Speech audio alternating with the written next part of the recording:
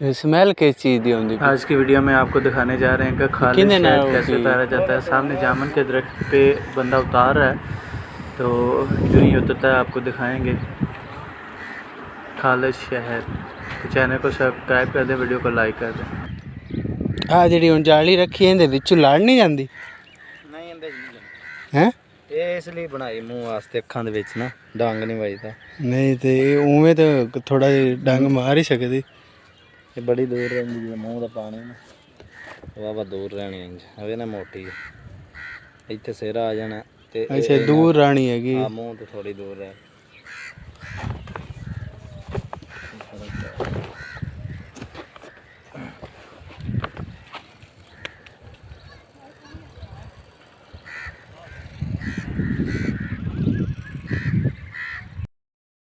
नहीं नहीं जड़ियाँ वो हत्था ना इंज फड़ के तो इंज पा लेंदे ने, वो किस हिसाब ने? ओ इलम पढ़दे ने ढाई यार, वो नहीं पढ़ने चाहिए हराम।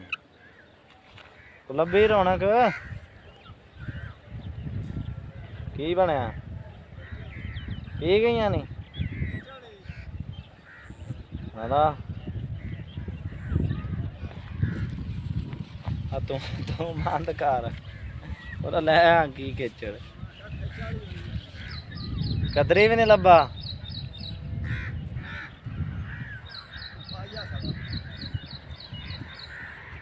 जेड़ा भी ये भी नहीं सी लभना।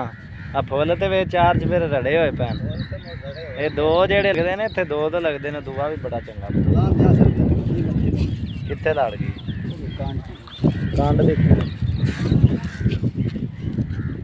पानी दे पानी दे भाई थोड़ा पानी ले पानी दे थोड़ा ले ऐसे चलेगा ना मक्खियां नहीं ओनु शहद ले आ, उरा ले आओ ते शहद ले आ। साफ की करने आई तो बहुत साफ के मतलब आई तो बहुत साफ सीधे बोतल च मांगना काट दे चल नहीं नहीं जिवें हुंदा मर्जी यार। हां वेथों लाने कुछ साफ लाने जिवें हुंदी मर्जी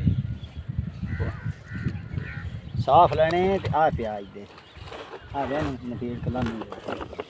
हां नहीं तो इत्थों दे वड्डी ओ निक्की दा ये छोटी दा चला आ दे दो कुंडे मोड़ हुन 10 ला आई ला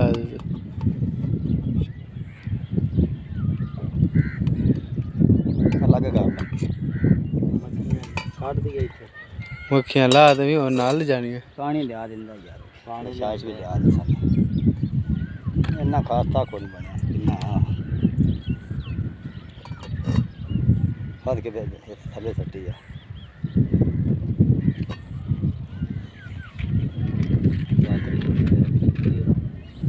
और धोने नेर च कदी चढ़िया नहीं ना, तो नेर च हुंदा खतरा ज़्यादा पटेन दा ही तां ही लड़ी मक्खी।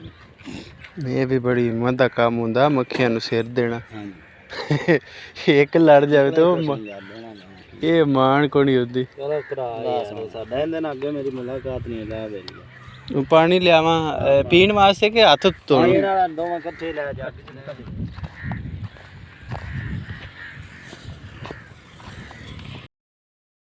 या हाफ इतना ही निकला। अब इसको हम दबा के कर लेंगे साफ। काफ़ी बड़ा होता था ये बर्तन, भरा जाता था। अब तो पता नहीं किस वजह से वो कह रहे थे ख़त्म हो गया। शुगर मेरे तो कोई नहीं है इस पास, शुगर नहीं जड़ा रहे जड़ा ये मैं तेन अगे आख्या नहीं अगे हैगी ये बुच्चे की देखो अगा ननकाने नु आ जांदे हाथ तो नहीं धोने नहीं पीना ही है। नंबर मेरा ले लो, नंबर को लोड ही पै जाए। मक्खियाँ जो शहद के अंदर मतलब थी ना, जिनके ऊपर शहद लगा हुआ था, उनके ऊपर उन्होंने पानी छिड़का कि शहद उतर जाए और ये फिर अपनी अपनी तरफ जहाँ भी जाना चाहती चले जाए। अभी ये उड़ नहीं सकती, तो पानी इसके ऊपर थोड़ा सा और डाल देते हैं ताकि शहद उतर जाए और ये भाग जाए।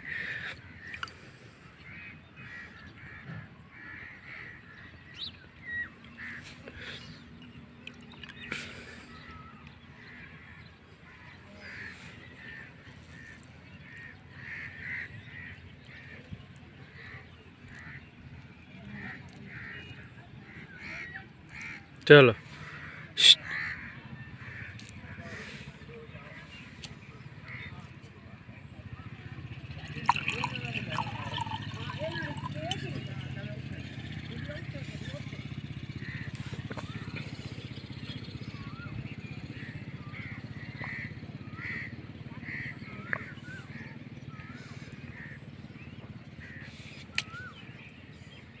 चले इनको पानी से अच्छी तरह नहला दिया।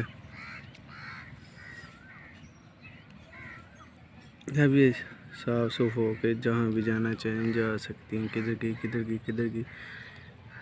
ये और ये हर साल ही आते हैं, मतलब शहर की मक्खियाँ का जो होता है शहद उतारने।